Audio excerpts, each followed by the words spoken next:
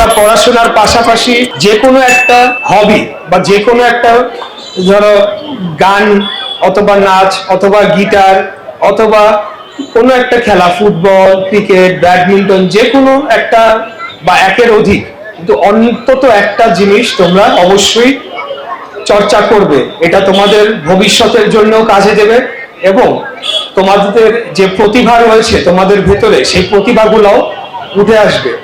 আমি অনেক কিছুই চেষ্টা করেছি, কিন্তু সবশেষে গিয়ে আমার কাছে মার্শাল আর্ট, তাইকোয়ান্ডো যেটা বলে, অনেক যেটা কারাতেও করে অনেকে, কাছাকাছি একটা খেলা, সেটার মধ্যে আমি পারদর্শী ছিলাম, সেটা আমি বেছে নিয়েছিলাম। আমি ক্রিকেটও খেলেছি, মোটামুটি খেলতাম, কিন্তু তেমন একটা খুব বেশি ভালো করতে পারি নাই, কিন্তু মোটামুটি খেলেছি।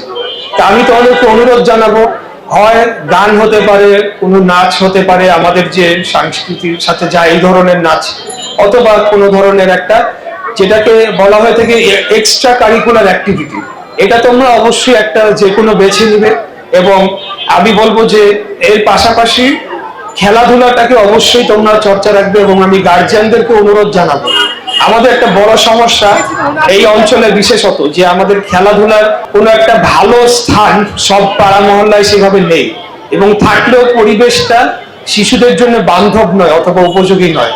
তা আমাদের যে কথাটি বলে আমি বক্তব্য শেষ করব, আগামী দিনে আমাদের যে প্রতিশ্রুতি রয়েছে তার মধ্যে যদি আমাদের দল সরকার গঠন করতে পারে, প্রত্যেকটি ওয়ার্ডে আমরা একটি করে হলেও খেলার স্থান অথবা খেলার মাঠ শিশুদের জন্য তৈরি করব, যেটা হবে নিরাপদ, যেটা হবে স্বাস্থ্যকর, যেটা হবে যে কোনো সময় যাতে নির্বিঘ্নে শিশুরা যে সেখানে নিরাপদে খেলাধুলা করতে পারে, সেরকম একটা স্থান আমরা প্রত্যেকটা ওয়ার্ডে, ছোট হোক যেই যেভাবেই হোক, প্রতি ওয়ার্ডে একই সাইজের নাও হতে পারে, কিন্তু এই ধরনের একটা আমরা মাঠ আমরা গড়ে তুলব।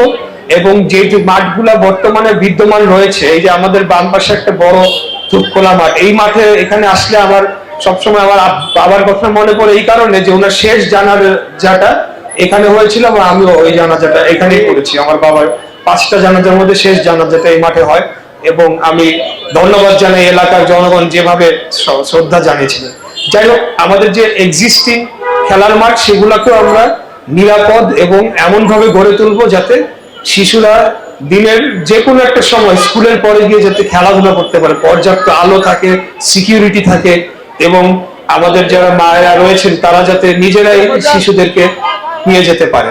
তো এই হলো আমাদের আপনাদের প্রতি আহ্বান, অনুরোধ। এবং গার্জিয়ানদেরকে বলবো, আমার মা তো সবসময় আমাকে পড়াশোনার জন্যই চাপটা দিতেন, কিন্তু বাবা ছিলেন যে একটা খেলা, যে ক্রিকেট খেলার জন্য উনি পাঠিয়েছেন, তাইকোয়ান্ডো শেখার জন্য উনি ব্যবস্থা করে দিয়েছিলেন। গার্জিয়ানদেরকে বলবো, এটা অত্যন্ত জরুরি শিশুদের জন্য, পড়াশোনার পাশাপাশি যে কোনো একটা তাদের যেটা ভালো, যারা পারদর্শী বা যারা যেটা বেছে নেয়, সেটা আপনারা উৎসাহিত করবেন।